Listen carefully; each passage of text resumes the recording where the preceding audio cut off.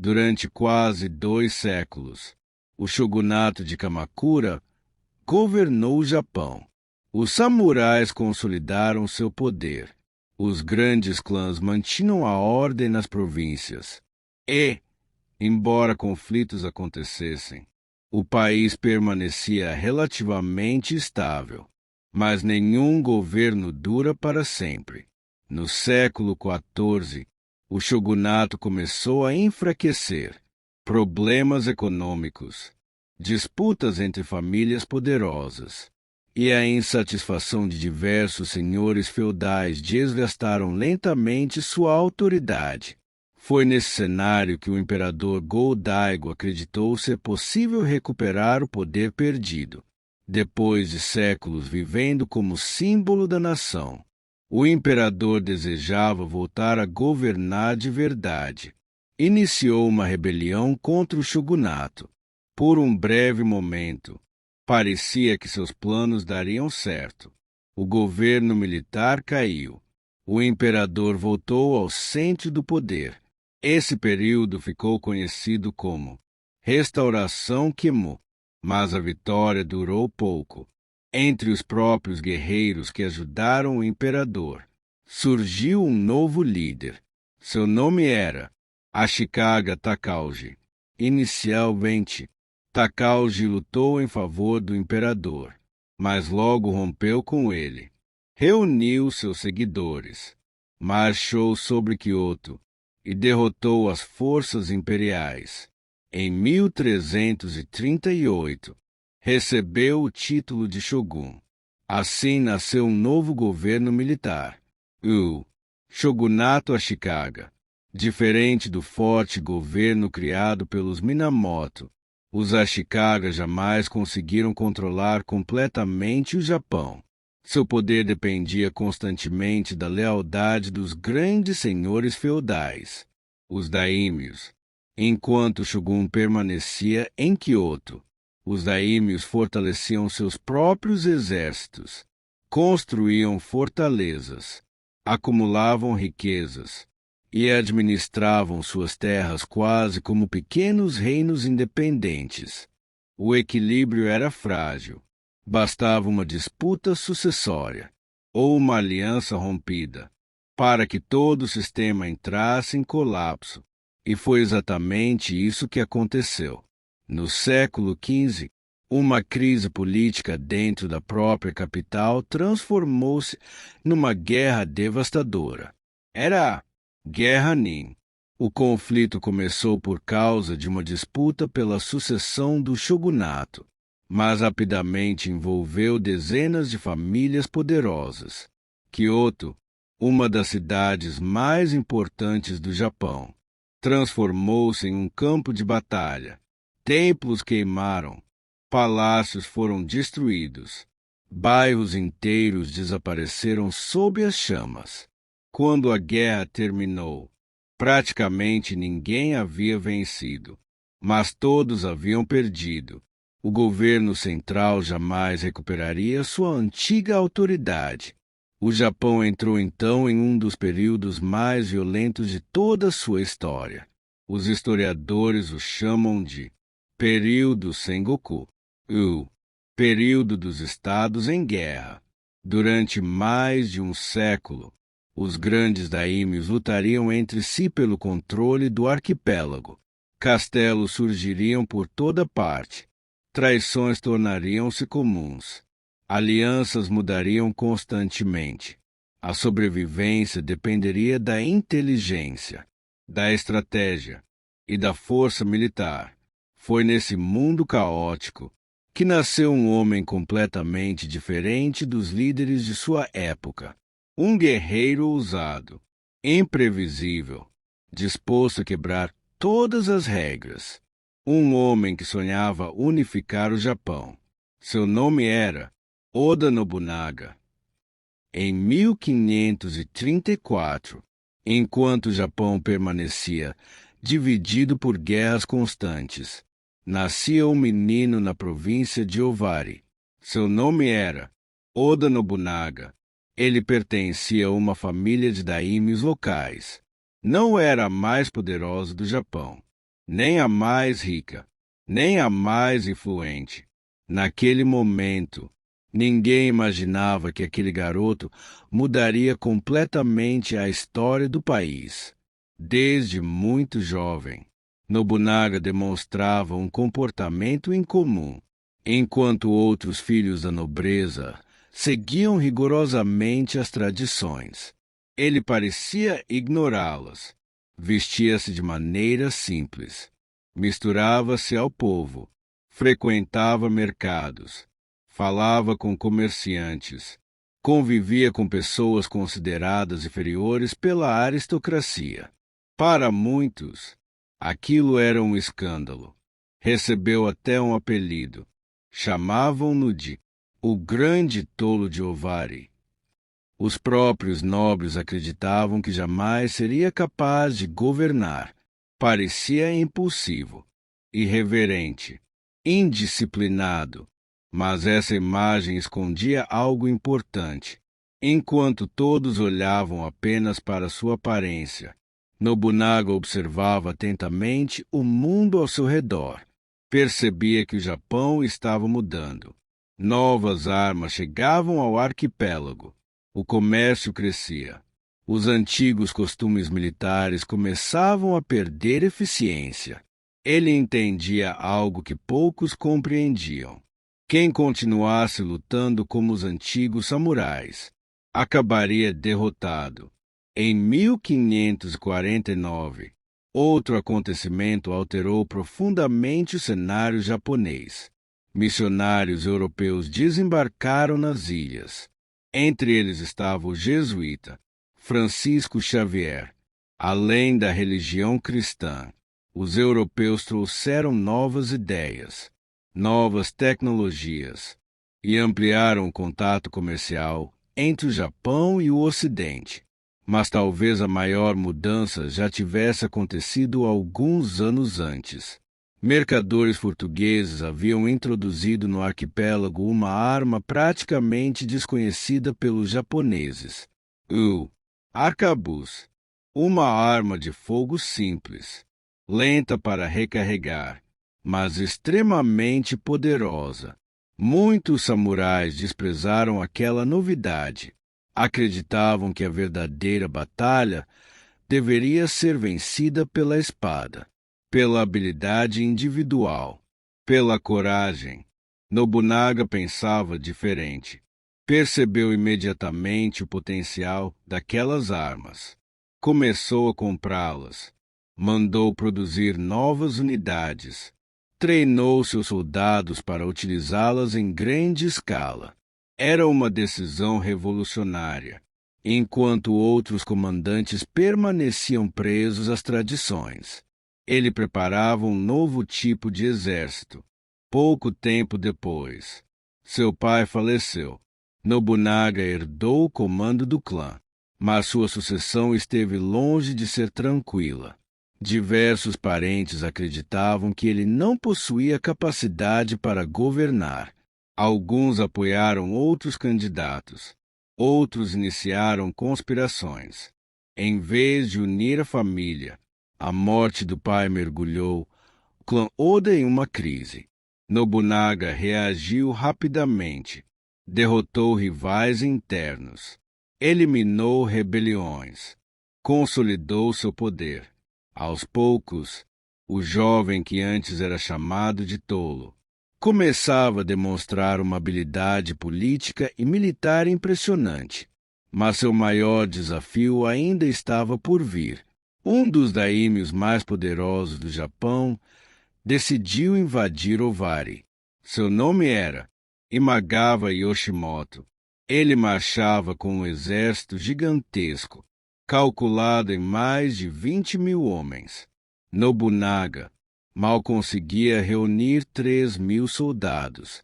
Pela lógica, a batalha já estava decidida, mas seria justamente naquele momento que o grande tolo de Ovari mostraria ao Japão inteiro quem realmente era. No verão de 1560, o poderoso daimyo Imagawa Yoshimoto iniciou uma campanha que parecia impossível de ser interrompida. Seu objetivo era ambicioso: marchar até Kyoto, assumir o controle da capital e tornar-se o homem mais poderoso do Japão. Para isso, precisava atravessar a província de Owari, território governado por um jovem daime que poucos levavam a sério. Oda Nobunaga e Yoshimoto comandavam um enorme exército. As estimativas variam, mas muitos registros apontam para cerca de 25.000 soldados. Do outro lado, Nobunaga mal conseguia reunir 3.000 homens. A diferença era esmagadora. Quando notícia chegou ao castelo de Kyozu, diversos conselheiros sugeriram prudência. Alguns defendiam uma retirada, outros aconselhavam esperar atrás das muralhas. Enfrentar aquele exército em campo aberto parecia um suicídio, mas Nobunaga tomou uma decisão inesperada. Reuniu seus homens, visitou o santuário de Atsuta, fez uma breve oração e partiu para o combate. Enquanto isso, Yoshimoto comemorava, depois de conquistar pequenos fortes ao longo do caminho. Seu exército descansava em um vale próximo à aldeia de Okezama. Os soldados acreditavam que a campanha estava praticamente vencida. A disciplina diminuiu. Muitos descansavam. Outros celebravam as vitórias obtidas durante a marcha. Foi então que a natureza mudou completamente o rumo da batalha. No meio da tarde, uma tempestade caiu sobre a região. Nuvens escuras cobriram o céu. Chuvas intensas reduziram drasticamente a visibilidade. O trovão abafava qualquer outro som. Era exatamente a oportunidade que Nobunaga esperava. Protegidos pela chuva, seus homens aproximaram-se do acampamento inimigo sem serem percebidos. Quando estavam suficientemente próximos, a tempestade começou a diminuir. Foi nesse instante que Nobunaga deu a ordem. O ataque começou. Os soldados Oda avançaram gritando. Os homens de Yoshimoto foram completamente surpreendidos. Muitos acreditaram que se tratava apenas de uma confusão entre tropas aliadas.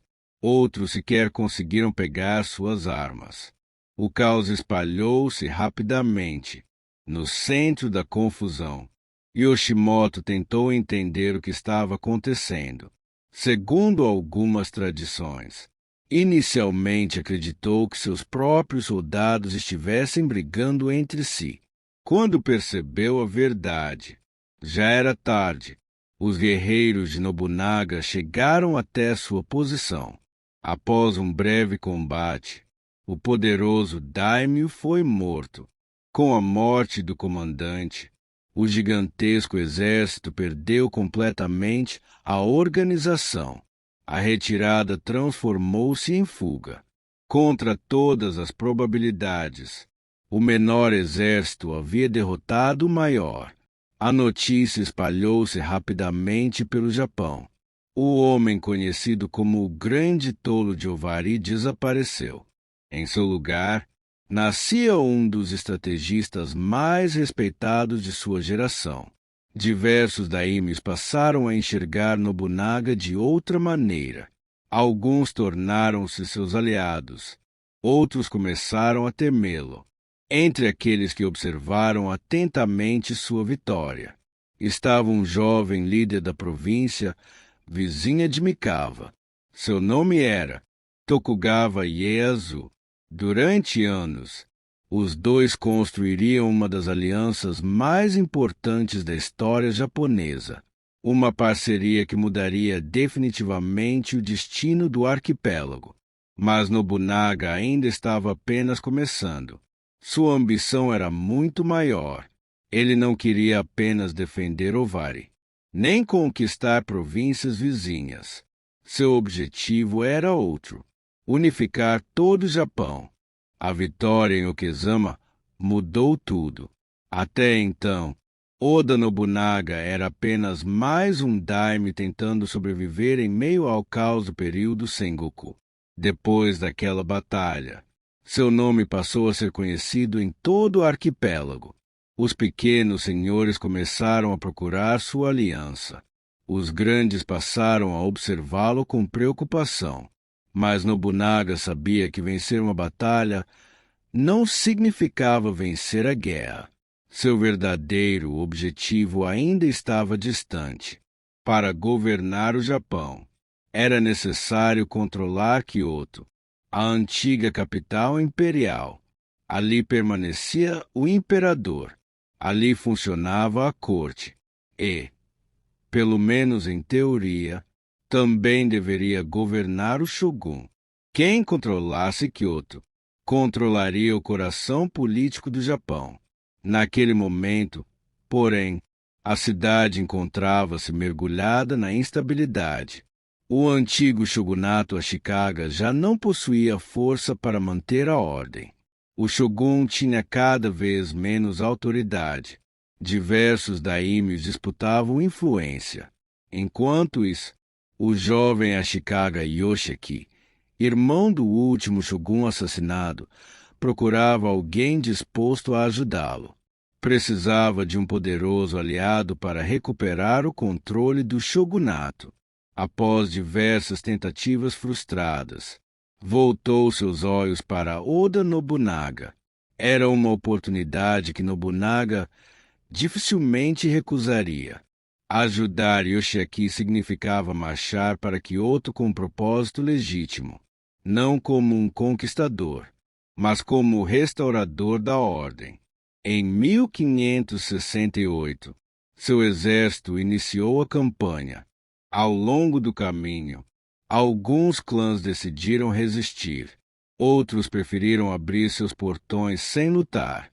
A reputação conquistada em Okezama agora trabalhava a seu favor. Muitos compreendiam que enfrentá-lo significava arriscar tudo. Pouco tempo depois, Nobunaga entrou em Kyoto, sem destruir a cidade, sem realizar um massacre. Seu objetivo era político. Ashikaga Yoshiki foi oficialmente nomeado shogun. Durante algum tempo, parecia que ambos trabalhariam lado a lado, mas essa aliança nunca foi baseada em confiança. Yoshiaki acreditava que Nobunaga era apenas o homem que o ajudaria a recuperar o poder. Nobunaga via o novo shogun de maneira diferente. Para ele, Yoshiaki deveria cumprir um papel simbólico, nada mais. À medida que os meses passavam, as diferenças tornavam-se cada vez maiores. O shogun começou a enviar mensagens secretas para outros daimyos. Pedia ajuda.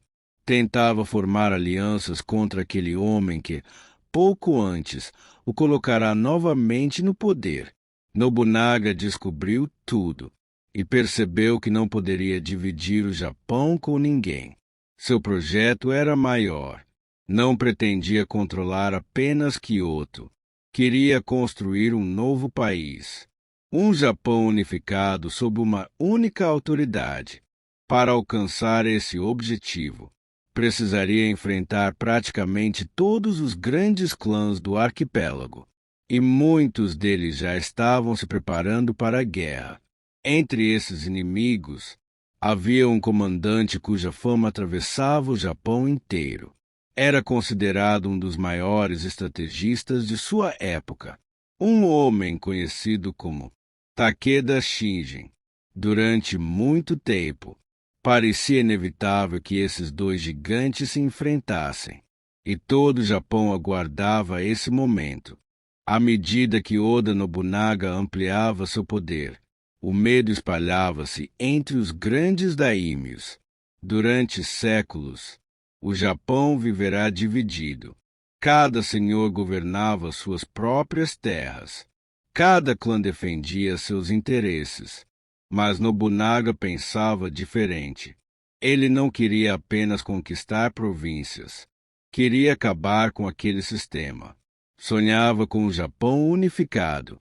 Para muitos, Isso representava uma ameaça maior do que qualquer exército. Pouco a pouco, seus adversários começaram a deixar de lado antigas rivalidades. O objetivo agora era comum: impedir o avanço do clã Oda. O shogun Ashikaga Yoshiaki, que havia sido colocado no poder pelo próprio Nobunaga, passou a trabalhar secretamente contra ele.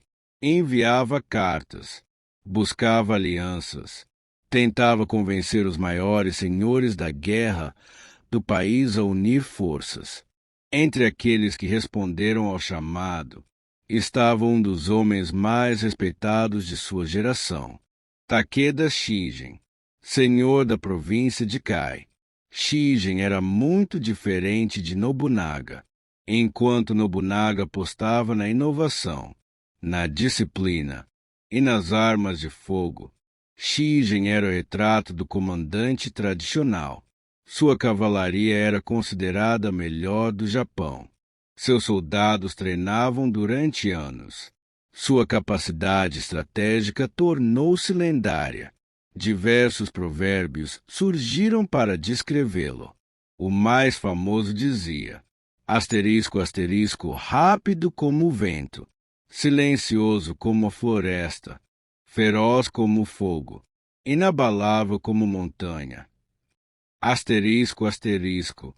Essas palavras tornaram-se o símbolo de seu exército. Quando Shingen decidiu marchar contra Nobunaga, muitos acreditaram que finalmente havia surgido alguém capaz de derrotá-lo. Enquanto isso, outro nome também começava a preocupar o líder do clã Oda, o Ezuji Keishin, conhecido como o Dragão de Echigo. Keishin era famoso por sua disciplina, por sua habilidade militar e por sua devoção ao deus da guerra. Sua rivalidade com Takeda Shingen já havia produzido algumas das batalhas mais famosas da história japonesa. Agora, mesmo sem formar uma aliança permanente, os dois representavam ameaças enormes para Nobunaga. Era como se todo o Japão estivesse cercando lentamente o clã Oda. Mas Nobunaga não enfrentava apenas guerreiros. Também entrou em conflito com poderosas instituições religiosas. Alguns grandes mosteiros budistas possuíam seus próprios exércitos, controlavam vastas propriedades e influenciavam diretamente a política japonesa.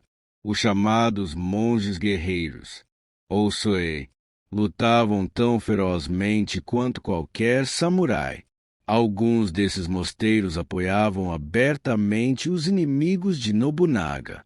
Para ele, não importava se o adversário usava armadura ou vestes religiosas. Se ameaçasse a unificação do Japão, seria tratado como inimigo. Essa postura marcaria profundamente sua reputação. Alguns passaram a vê-lo como um herói, outros como um homem cruel. A verdade é que Nobunaga acreditava estar construindo um novo Japão e, para isso, estava disposto a destruir tudo aquilo que impedisse seu caminho. Mas o maior desafio ainda estava por vir, porque, em poucos anos, uma batalha provaria definitivamente que a guerra japonesa jamais seria a mesma. Nobunaga utilizaria uma arma que muitos samurais ainda desprezavam, os arcabuzes, e mostraria ao mundo que a era da espada, sozinha, estava chegando ao fim. No ano de 1575, o Japão ainda permanecia dividido. Embora Nobunaga conquistasse território após território, os grandes daimyos continuavam resistindo. Entre todos eles, nenhum parecia mais perigoso naquele momento do que o clã Takeda. Após a morte de Takeda Shingen, seu filho, Takeda Katsuyori, assumiu o comando da família. Ele herdou um exército famoso em todo o Japão, especialmente por sua poderosa cavalaria. Durante décadas, Os cavaleiros Takeda haviam sido considerados praticamente imbatíveis. Seu modo de lutar tornará-se lendário. Uma carga de cavalaria bem executada era suficiente para romper quase qualquer formação inimiga. Era essa confiança que Katsuyori carregava quando decidiu atacar o castelo de Nagashino. A fortaleza era defendida por um aliado de Nobunaga. Enquanto o cerco acontecia, mensageiros conseguiram escapar. Levaram a notícia até Oda Nobunaga e Tokugawa Ieyasu. Os dois compreenderam imediatamente a importância daquela batalha. Se Nagashino caísse, toda a região ficaria vulnerável. Rapidamente, reuniram seus exércitos, marcharam para socorrer o castelo. Quando chegaram, Nobunaga tomou uma decisão que surpreendeu até seus próprios comandantes. Em vez de enfrentar a cavalaria em campo aberto, mandou construir longas barreiras de madeira. Fileiras inteiras de estacas protegiam suas posições. Atrás delas, organizou centenas de soldados armados com arcabuzes. As armas de fogo ainda eram vistas com desconfiança por muitos samurais. Eram lentas para recarregar, sensíveis à chuva. Poucos acreditavam que pudessem substituir a espada ou o arco, mas Nobunaga pensava diferente. Em vez de concentrar todos os atiradores em uma única linha, dividiu-os em várias fileiras. Enquanto uma disparava, outra recarregava. Depois trocavam de posição. Assim, o fogo tornava-se praticamente contínuo. Era uma inovação extraordinária para a época. Quando Katsuyori ordenou o ataque, sua famosa cavalaria avançou como sempre havia feito. Centenas de cavalos galopavam em direção às linhas inimigas. Durante alguns instantes, parecia que romperiam facilmente a defesa. Então, veio o primeiro disparo. Logo depois, outro e outro. Uma sequência quase ininterrupta de tiros cobriu o campo de batalha. Os cavalos começaram a cair. Os cavaleiros perderam a formação. A carga perdeu velocidade. Mesmo assim, continuaram avançando. Mas cada nova tentativa encontrava outra descarga de fogo. O campo transformou-se em um caos. Pela primeira vez, a lendária cavalaria Takeda havia sido completamente neutralizada. A batalha terminou com uma vitória esmagadora para Nobunaga. O clã Takeda jamais recuperaria sua antiga força. Mais importante do que isso, Nagashino mostrou ao Japão inteiro que uma nova era havia começado. A coragem individual continuava importante, mas, dali em diante, disciplina, organização, estratégia e tecnologia passariam a decidir muitas batalhas. Os antigos costumes militares começavam a desaparecer. O Japão estava mudando, e Oda Nobunaga conduzia essa transformação.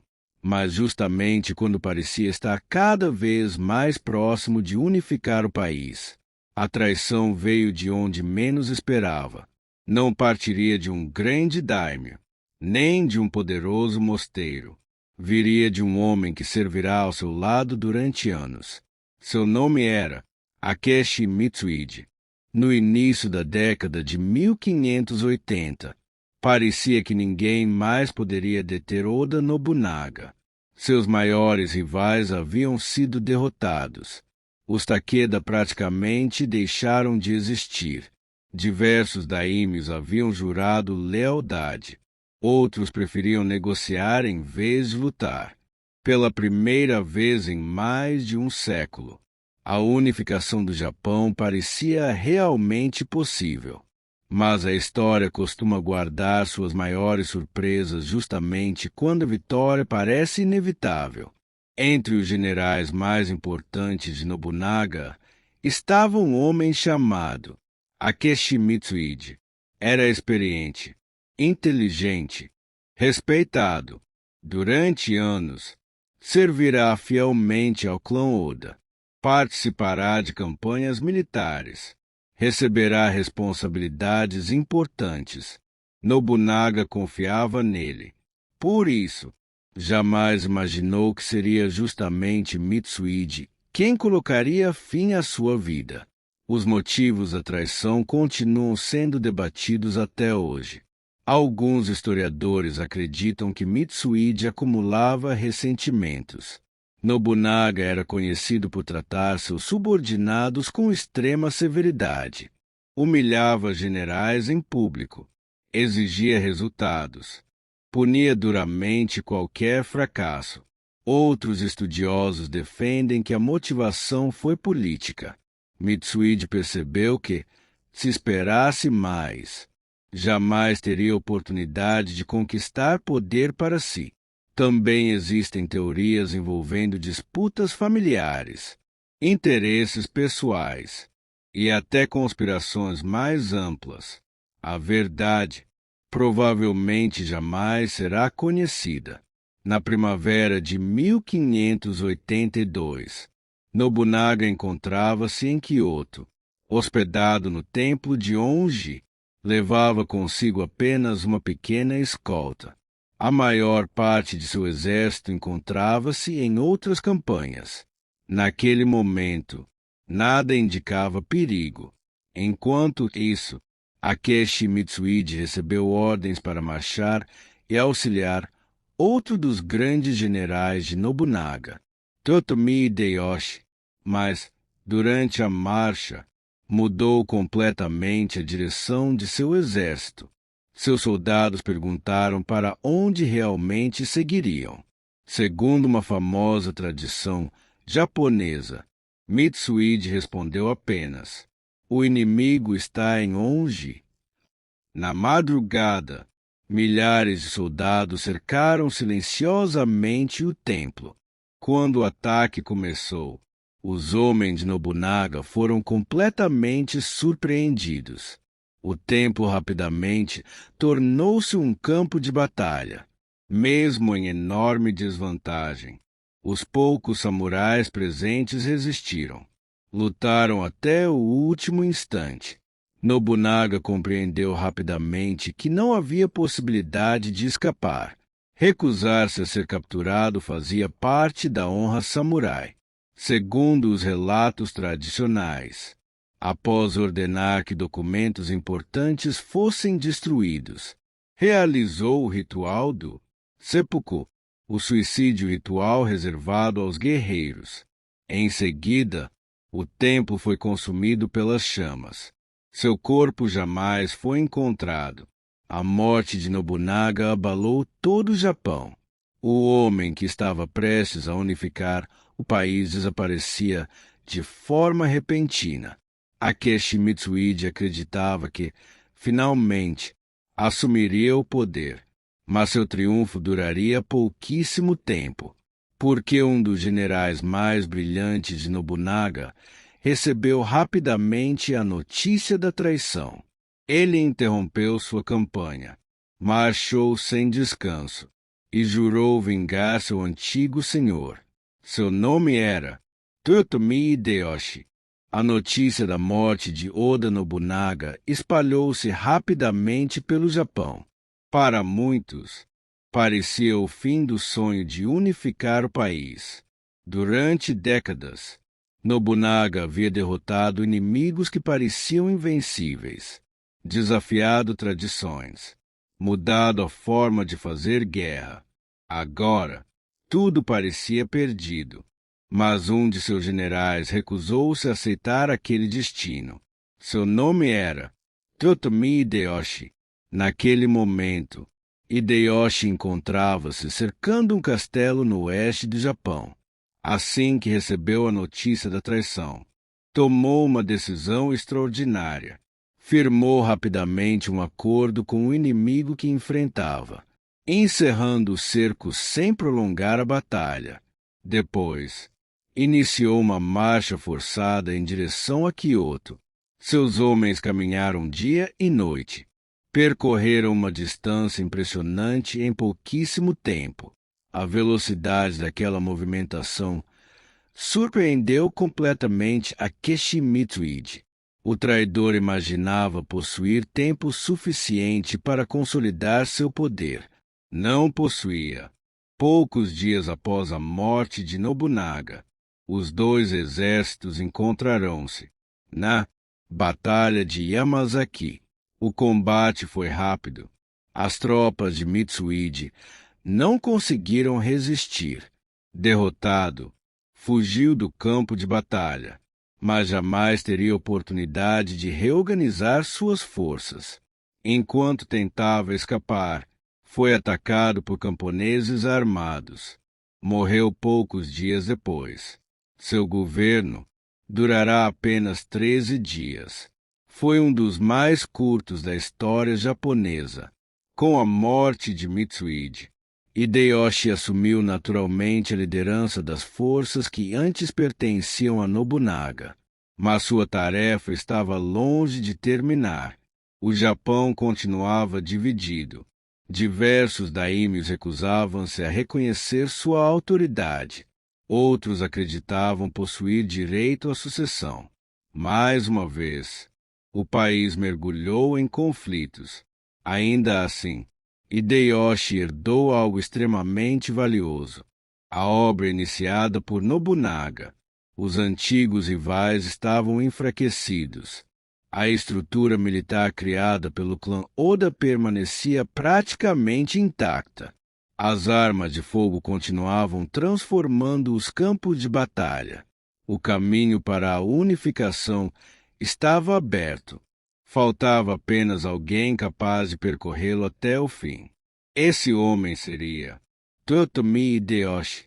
Mas, olhando para trás, torna-se impossível compreender a história japonesa sem lembrar daquele jovem que um dia foi chamado de o Grande Tolo de Ovari. O homem que derrotou exércitos maiores, que enfrentou monges guerreiros, que transformou a guerra, que colocou fim ao poder da velha aristocracia e que iniciou o processo de unificação do Japão. Oda Nobunaga jamais viu seu sonho completamente realizado. Mesmo assim, foi ele quem tornou esse sonho possível. Sem Nobunaga, provavelmente não existiria Hideyoshi. E sem Hideyoshi, muito provavelmente não existiria Tokugawa Ieyasu. Os três homens formariam a sequência responsável por criar o Japão que entraria na Era Moderna. Mas essa já é outra história.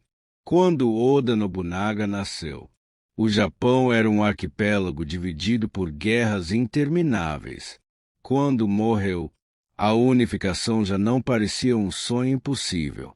Ele revolucionou a política, transformou os exércitos, mudou a estratégia militar, enfraqueceu antigos poderes religiosos e mostrou que tradição, sozinha, não bastava para vencer. Sua vida terminou em um templo em chamas, mas suas ideias sobreviveram e continuariam moldando o destino do Japão por muitos séculos.